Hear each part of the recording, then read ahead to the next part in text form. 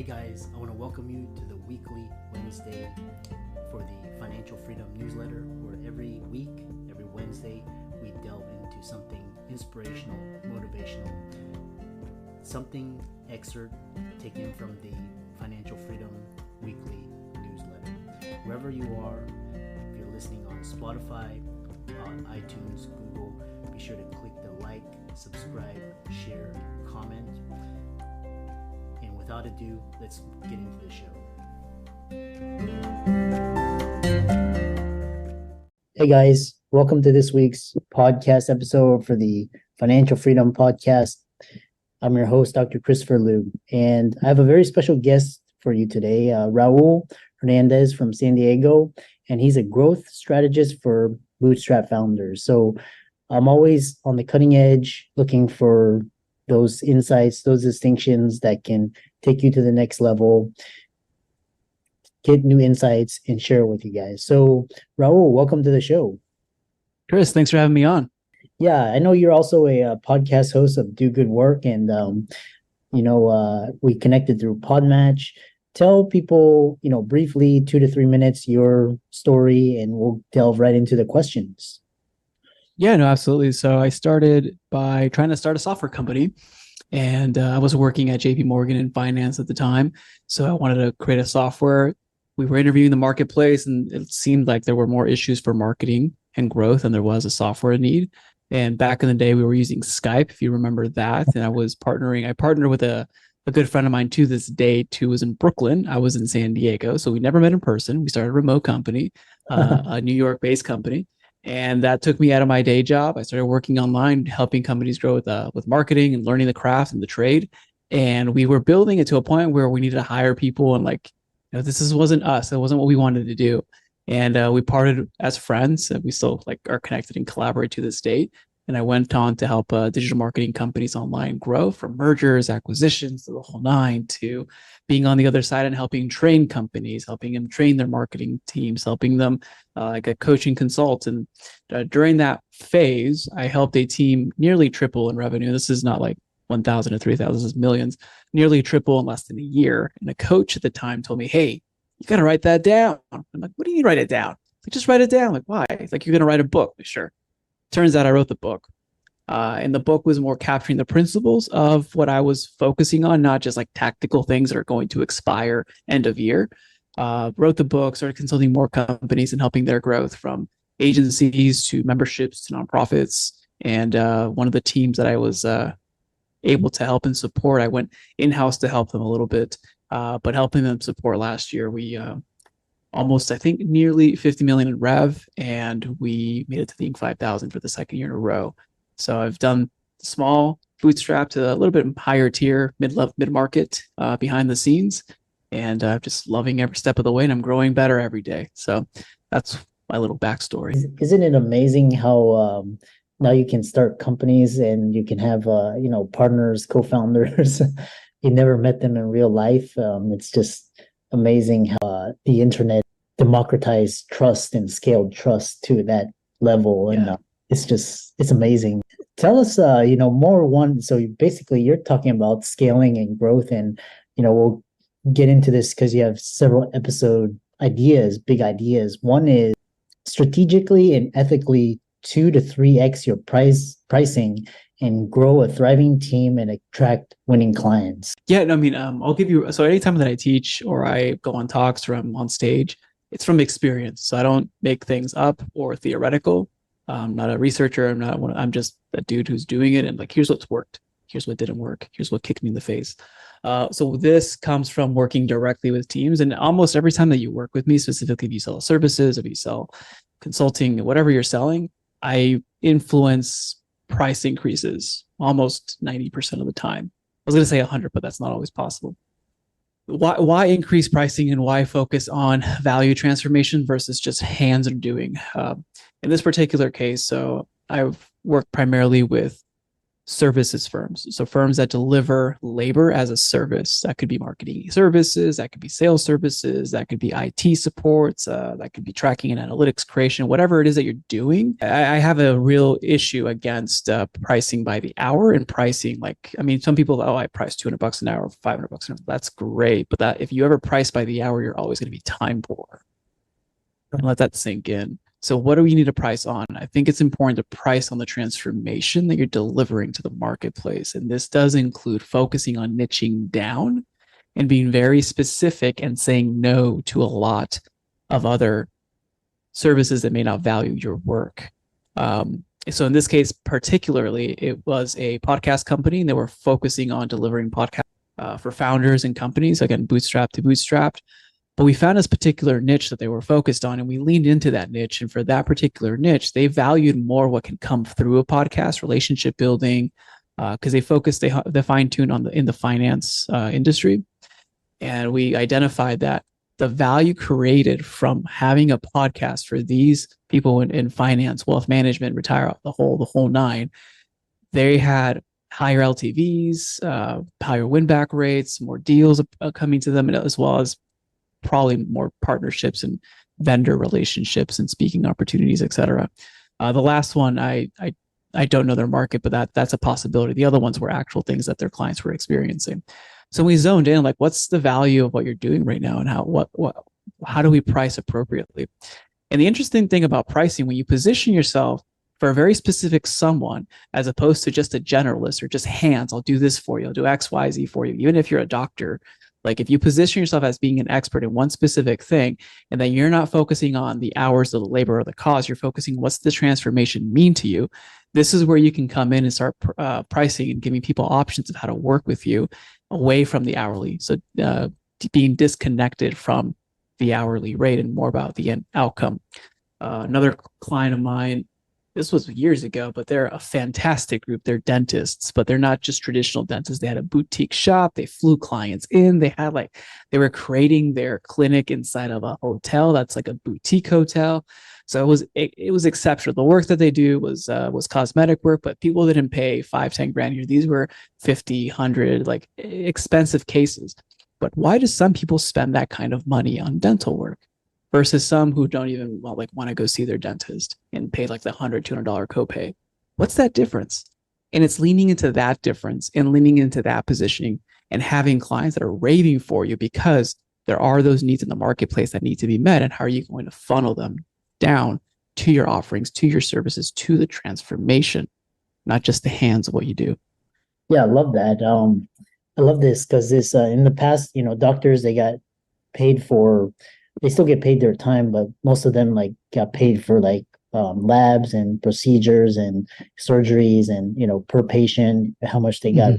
And now it's shifted to value, readmission rates, RVUs, and it's all about how much can you do with less time. And it's very innovative to think like in terms of time, because if you're incentivized by time, then you're just basically gonna stay on the clock as long as you can and rack up points. But with outcomes, it's different. So the other thing that we talked about is you talk about what's interesting is like your partner, your co-founder is on the opposite side of the country.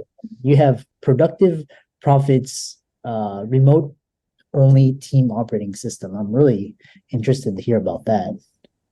Yeah. So one of the things that I was talking to this with an agency owner, and almost every team that I work with, like when you run a company, when you're running the team, you have your quarterly goals, you have your yearly goals, you have your focus, your rocks, your revenue, whatever you want to hit. The key in the art of an idea versus an outcome is transforming that goal, that initiative, that vision, that dream, that idea into actionable progress across the team. The only way to do that is through the art of leadership and communication. That's where we're seeing a lot of struggle right now with companies never having to focus in on that because we didn't have to try as hard in person, or we didn't have to be as intentional, know what tools do we use, and it's less about the tools, it's more about the ecosystem that you can create. A lot of the issues that I'm seeing right now are the fact that we don't know how to properly communicate and delegate and compartmentalize the trifecta. There's three things that drive digital work today. Centralizing your ideas, meaning your thoughts, your documents, your initiatives in one place, your how-tos in one place, centralizing your actions, who's doing what, how often are we doing it, who is doing that, how are we measuring that, and then centralizing your communication. And when you do that, you kind of create a company brain, a master HQ or a master brain of the company, a brain that knows how to think and has a repository of thought. It has a mouth where it can communicate those thoughts, and it has hands or actions where it can execute on facilitating that. So you're essentially creating that for your company, and you're tying everyone together into that central brain. Then there's also streams or flows of communication. There's a vertical and horizontal communication within every company. The vertical is like team specific. Maybe this is marketing team, maybe it's a sales team, product team, clinical team, front office staff. Like those are team specific communications. But then there's also horizontal communications to break the silos, because there's often too many silos in a remote setting. And horizontally it can be like C-suite, managers or leadership, and leaders within teams. And those are, you don't really need more than 3 hierarchies of horizontal communication. But the goal is, how do I create a heartbeat for my company? How do I create a rhythm of communication, information, and action? How do I communicate key updates? How do I communicate vision? How do I create a bond, solidarity, a culture? How do I encourage people? And it's all about being intentional. This stuff is not hard. I mean, if it were hard, like I mean, hard things are possible, but it's not complicated. I mean, if I can do it, like, it's not complicated, but it is intentional. And that's the key thing. That's, we need to be over intentional in our communications and how we show up as leaders to lead teams effectively online. And I see too often right now a cop out of saying, oh, you got to return to the office because that's the only way I know how to manage you. Like, well, that's great for now, but the future of work will be fractional and or remote. So it's being able to figure that out. Yeah. That's interesting because I work with VAs, editors. I've never met them in real life, but everything is through Zoom, and it's so much more efficient, cheaper as well. Recently, there's this great book called Positioning by Al Ries and Jack Trout, and they talk about positioning yourself. Like, I like to think ahead of trends and like position myself to capture that upside and minimize my downside. But how do you create peak positioning to differentiate and scale your offerings by satisfying your clients' deepest desires? The interesting part, so I mean, there's plenty of books and education around that, and I think that's a fantastic book to read. The thing that I care the most about are, we're always going to be doing business with humans. I mean, so far it's 2023. Who knows? Maybe we start selling to bots, but right now, from my understanding and the way that I operate, I sell to humans, I serve humans, and I help them get transformations and results. The thing that I want to be able to create in someone else's mind is for them to bridge the gap. So if we look at what a transformation is, it's from taking someone from A to B. And the little staircase in between, that's your service, that's your unique product, that's your software, that's working with you. And it's an experience, the step-by-step to work with you. When someone wants to get from A to B, though, there's a few things we need to keep in mind when it comes to things that are moving them to getting that result and things that are prohibiting them from getting that result. Typically, no one's going to take action to move and get a result unless they're in sufficient pain, unless there is sufficient stressors or issues around their life that they need to take action now. And sometimes people try to convince people that they need to take action now. If they're not going to, if they don't understand the pain or they don't understand the problem, they're not going to take action, no matter how good your sales are. You don't need to push people. So what's the antithesis of the pain? Well, their needs. Well, what kind of needs? I like to subscribe to the hierarchy of needs, or human needs psychology, and identifying what need are they trying to solve. Is it a personal need, a fulfillment need? Is it a safety need? Is it a need because they want belonging? Do they want love? Do they want connection? Do they want security? Do they want uncertainty? What are they looking for with this need? And that need has to be greater than the pain for them to actually move and get results. Because sometimes, for the simple examples, we start a New Year's resolution, we try to work out, but like 3 weeks in, we stop, right? The need wasn't greater. It wasn't pulling you more than the pain, right? But then there's also another key thing that's dropping us or raising us up, and that's our beliefs. And because we as humans exist on three planes, we exist in the past, we exist in the present, and in the future. Well, we actually only exist in the present, but our minds can conceive of the past. It can process the present, and it also can conceive of the future. So we can mentally live in different states. So our beliefs can pull us down if we're stuck in the past and we think we're criticized, we're judged, misunderstood, or shamed. We could have beliefs about the present that we're uncertain of what we're doing, we're hesitant, we're skeptical, we mistrust. Or we could have hesitation and misleading beliefs about the future. We fear the future, we dread, we worry, we're nervous. But then we also have to understand what are the empowering beliefs that are going to change that for them to get a result. And I know maybe you're listening to this and you think this is too ethereal or too out of concept. This is, in my opinion, some of the heavy lifting work that has to happen before you ever present your offer or your solution to the marketplace. Because when you get this right, you're able to identify what are the key desires my market wants, my unique somebody, and then crafting offers and products and services in alignment that essentially peak both of those desires at the highest level. So a simple example would be like, I'll use myself for instance. My ideal people that I work with want certainty and they want results. They want performance, and they want to feel certain. They don't want to feel ambiguity. They don't want to feel bottleneck. They don't want to feel stress. They want to feel certain that they're doing the right thing, and they want results. If I give them a blog post, will that give them certainty? Sure. Will that give them results? Kind of weak. Okay. If I give them an online group and community, can I give them certainty? Yes, because they're taking right actions. Can I give them some performance? Maybe. If I have a service that serves them and actually implements everything, will that give them certainty? Absolutely. And will that get them results? Absolutely. So which one's the easiest one to sell? Well, that service. So it's doing this for your ideal market and your ideal customer and identifying what's their psychology, what's going through them, how do they perceive the world, what's true for them. Not that truth is relative, but how do they process it? How are they processing their reality right now? But fascinating. I love that. You have so many nuggets of wisdom in that idea. Basically what makes them tick, and then leveraging different product services, value. The other question is with ChatGPT and AI and all these new large language models being developed, what are some ways that to modernize your business model with AI? I think it's important to know where AI is. And right now it's a language model and where it isn't. I don't think, again, going back to the human, when there is an inflection point of trust and relationship, AI is not going to do. I mean, that's a uniquely human thing. So you can have your competitors do that. In my opinion, you should have a human there building the trust and building relationship. That inflection point won't change, in my opinion. However, we also need to look at your business model as a whole. And I want to split your business model in two. Right now, you have investments.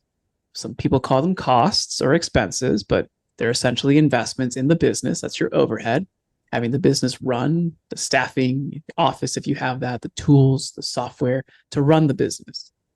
But then you also have, some people call them expenses, but I call them investments in the team that serves the client.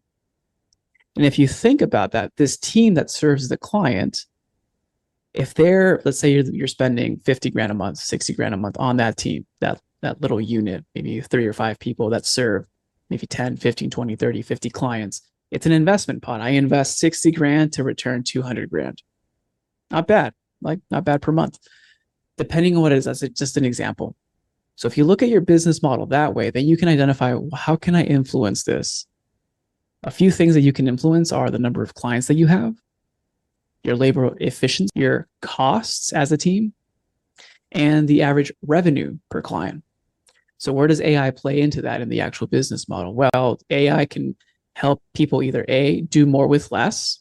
So instead of hiring someone new, you can empower 3 people to do 3.5 of the output, right? So that's, you can, without not burning people out or using them as tools, but you can empower people to do more. And GPT is just the tip of the iceberg. There's plenty more that you can do. You can also look at increasing in positioning, maybe being able to price accordingly and or lower your cost to execute and have higher profitability. Like one of my dudes, he runs a services firm and his pricing is really low. Like it's really cheap compared to the market. But that's because his team executes on leveraging a lot of AI and automation that he can have 60 plus percent profitability per client. And that's fascinating because then he can just scale the client load and keep his cost profitable. So it's looking at your business model and identifying where can I do cost savings? How can I automate what was existing that my team doesn't have to do? How can I empower my team to do more? And frankly, how can I invest more in technology versus just hiring another person? Not because we can't hire people, but those people that you have on your team can solve higher level problems. Fascinating discussion. How can people contact you, follow your work, reach out to you, check you out on social media, etc.? The best place is going to be the website Do Good. Oh, that's Do Good. IO is input output. So input excellence, output good work. Yeah, I love that. And for all the audience out there, let's thank Raul for coming onto the show. Doubled to 5x companies using his strategies, and just a really insightful conversation. All of Raul's resources will be in the links and show notes. And with that, thanks so much for coming onto the podcast.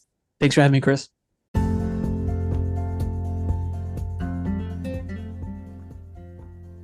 I hope you really enjoyed that wonderful, inspirational, motivational piece.